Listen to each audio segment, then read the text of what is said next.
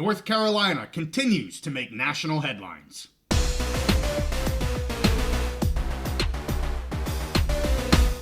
Conference realignment is always in the news, so we're back on the Big Mountain to keep you updated. Welcome back to the Big Mountain. I am JY. This is my good friend Steve. Steve, we dropped a really hot episode about 2 weeks ago regarding ESPN and the ACC and UNC. It seems like ever since we dropped that episode, my goodness, things have been happening here for the Tar Heels. And we're going to talk about them. We've got to stay on this. You know, your source gave you some really good information about UNC. If you didn't see that episode, please go back. It's about 2 weeks ago where we talk about ESPN, the ACC, UNC. But again, they have been just the main topic of conversation, of headlines, of discussions since we talked about that. And that was more realignment based. Some new information coming out here more recently. I want to take a step back. Last week, there was reporting from the Assembly, is the name of the paper, I believe, and they discussed further political posturing that is occurring in the state of North Carolina. Now, we'll get into whether it's posturing or whether it's really needed right now, and that's what we're going to talk about here in this discussion. And we first really talked about this, Steve, several months ago when really the first of these several warnings, if you want to call them that, came up here in terms of the board of education there in North Carolina and the trustees in North Carolina. I will link that episode up above. If you're unsure how these two parties play, we lay that out in that episode. So absolutely, you can continue watching this, but if you're confused as to what these parties are, who's a chair, who's a president, you want to go back and check out that episode. And again, that link will be above. We try to really lay that out to give you the groundwork of what's going on in the environment here in the state of North Carolina. Then, of course, earlier this week, so last week we get this information about the regents, but earlier this week, The Athletic drops a report, it was on Tuesday evening, about ongoings here within UNC Chapel Hill over the past 18 to 24 months, as the ACC has been undergoing attacks from various members looking to try and get out of the conference. Of course, everybody knows about FSU and Clemson and what they have done on the litigation front. UNC's been a little quiet. Nobody's really known what's been going on. Well, we get a kind of a peek here as to what they have been doing. But I want to start again with the reporting from last week, Steve. We're going to do this in 2 different episodes. This episode's going to be mainly focused on last week's reporting, again, regarding the state system and the trustees. Tomorrow we'll get a little bit further down into that Athletic article. But I want to stay here on kind of what's going on with the UNC system. This is the University of North Carolina system that oversees 16 or 17 different public universities. I believe it's 17 in total, of which UNC Chapel Hill Board of Trustees is one of. Now, UNC, when I say UNC, of course I'm meaning UNC Chapel Hill. It's just way shorter if I just say UNC. So from now on, I'm going to say either the system, being that state system, or UNC being Chapel Hill. When we first talked about this here, again, several months ago, it was under the premise of the UNC system president, Peter Hans. I think if you're from Northern European area, you'd say Hans. Yeah. I don't know how he says it, but Hans, telling the UNC Chapel Hill trustee chair to kind of stay in his lane. That's my wording, but stay in his lane here. And that the system, the state system, had the final say in all conference changes, major athletic movement, things like that. So that's kind of what we had heard here a little bit ago. But here we go again, Steve, here. Over the last month, President Hans again sent a memo to the UNC board chair, John Pryor, and also Chancellor Lee Roberts. Again, the chairman here, Hans, states that, quote, instances continue to occur where members of the board appear to act independently of the campus's administration in matters squarely within the responsibility of the chancellor. So that's why I say kind of know your role, stay in your lane to some degree. You know, if it's the chancellor's responsibility, hey, let's let the chancellor do his job here. He went on to say that the actions, quote, create substantial legal risk to the university and also blur the lines of authority. Lastly, he said that he was, quote, temporarily suspending the delegations of authority that the system gave to the Board of Trustees, and going forward, only he or his designee must approve any hiring or salary adjustment to athletic department employees other than admin assistants.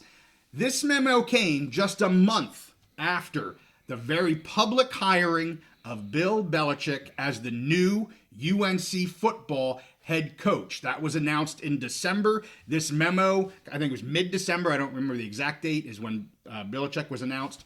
This memo was then after the new year in about mid-January, so about a month later, this memo is sent back down to the trustees. So I want to just ask kind of why could the system president here, be asserting himself again into the athletics of UNC? And I'm going to throw a couple little things out here, Steve, and then I definitely want to hear, why you think it's happening and maybe why it's not happening. So first of all, it could be because trustee chair Pryor and the other trustees have been publicly critical of AD Buddha Cunningham. They've questioned the leadership of that department, including the financials. They actually voted to have an audit of the athletic department done here last May. So pretty critical of what's going on there with the athletic department at UNC. Then in November, just a few months ago, trustees were very upset publicly about the firing of then head football coach Mac Brown. This could also be a case of the system president ensuring that the chancellor and the administration are able to do their job without trustee interference. And it goes back to kind of the comments. Let the chancellor kind of run the day-to-day, if you will, operations of the university. As Hans has repeatedly told the board, their focus, this is the UNC board of Chapel Hill, their focus is to stay on substantive topics and to provide advice to the chancellor. Potentially another reason here that Hans could have taken action was just a matter of good governance. That's actually what was put out here by media relations within the state system, that he's just, performing a matter of good governance, ensuring that he's overseeing everything in a way, trying to keep the organizational structure in place without, kind of overreach, if you will, of any one pieces of the organizational chart or the system.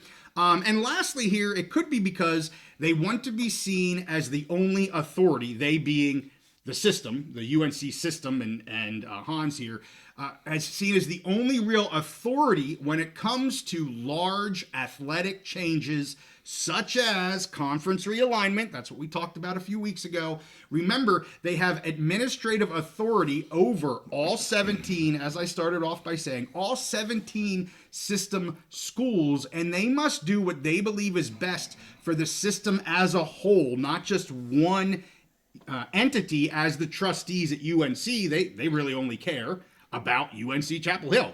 They're a trustee of that university, whereas the system needs to be kind of aware of everything that's going on with their 17 schools. And that's where you get some of this, call it politics, call it making sure people are staying in their lane, Steve. So I want to hear your thoughts here. I think there's a lot potentially at play. What do you think's happening?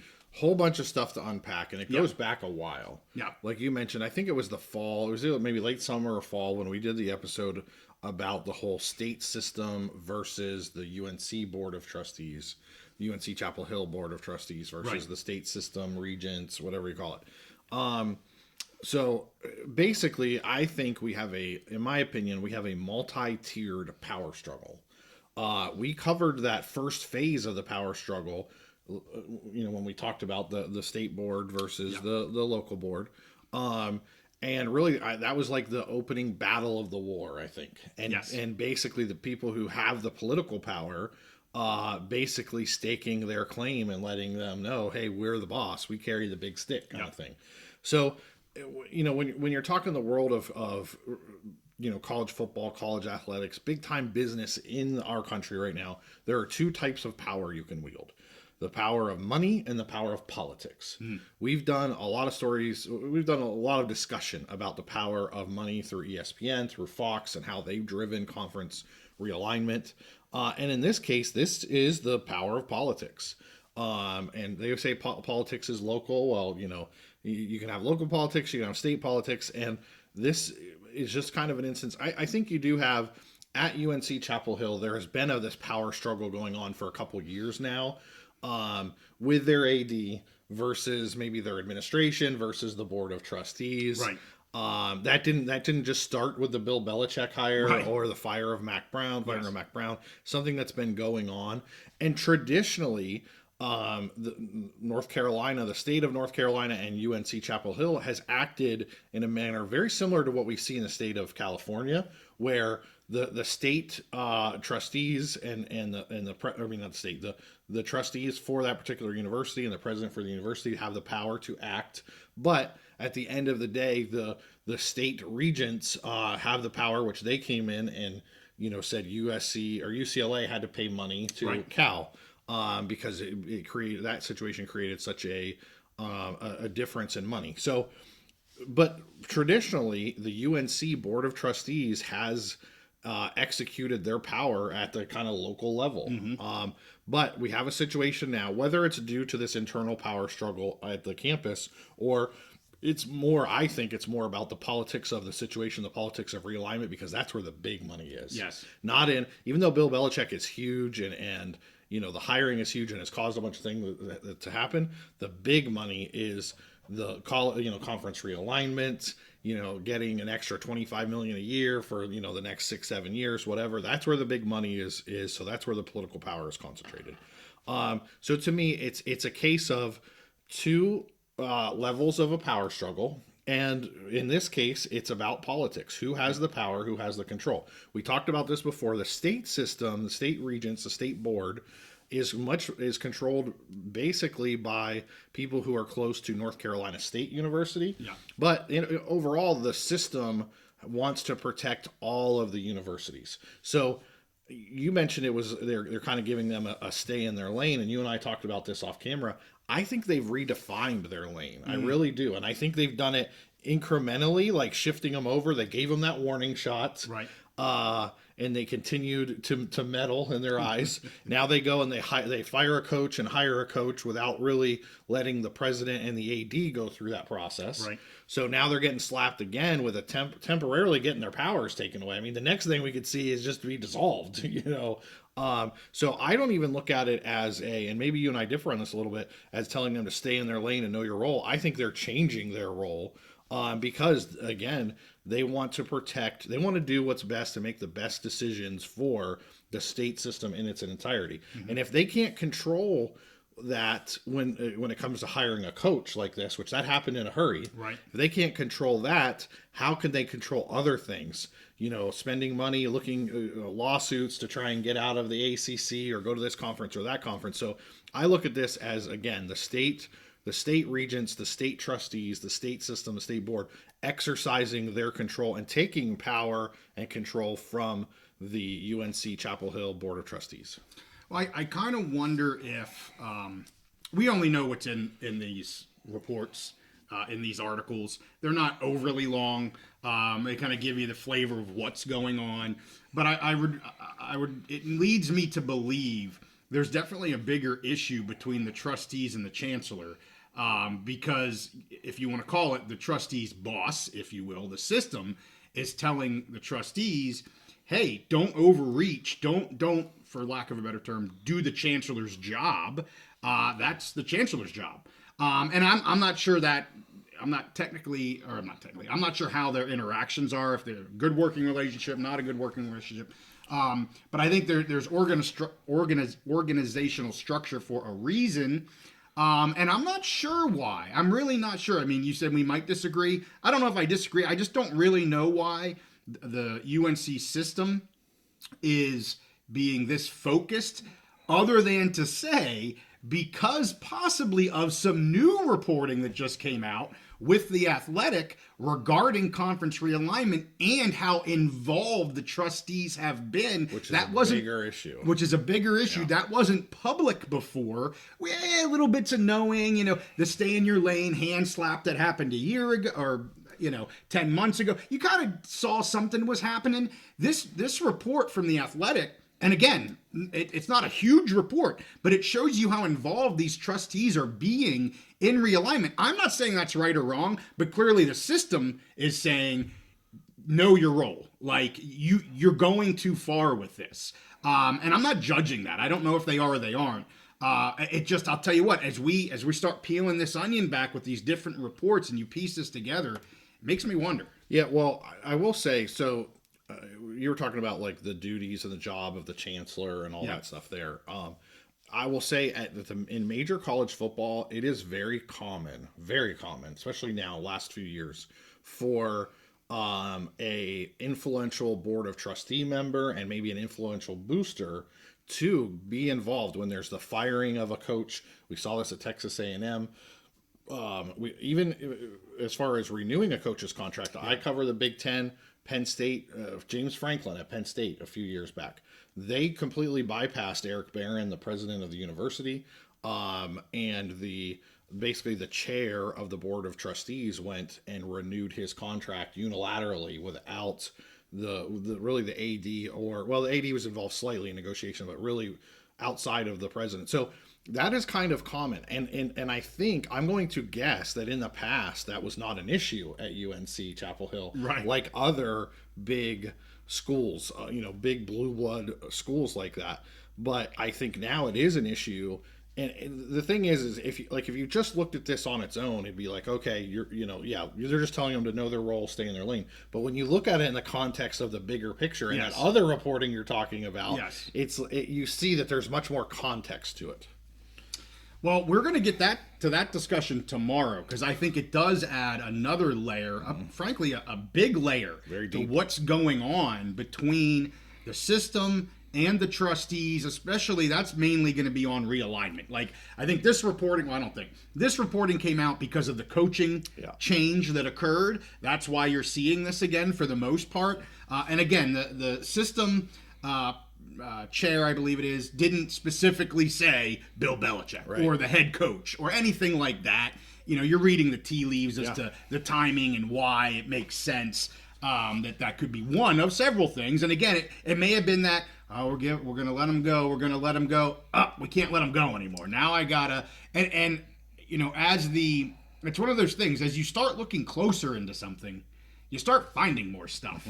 And that could be the case here too. Again, I'm not insinuating the UNC Chapel Hill trustees are doing anything illegal or anything like that. But again, as when you may think everything's good, and when something turns up and you start looking and you start digging, like I said, it's like peeling an onion. My goodness, that onion could be way bigger than you realized when you started. I always like to compare the conference realignment, people leaving, whatever, these power struggles to a divorce, okay? Yeah. I love that analogy. Well, you do.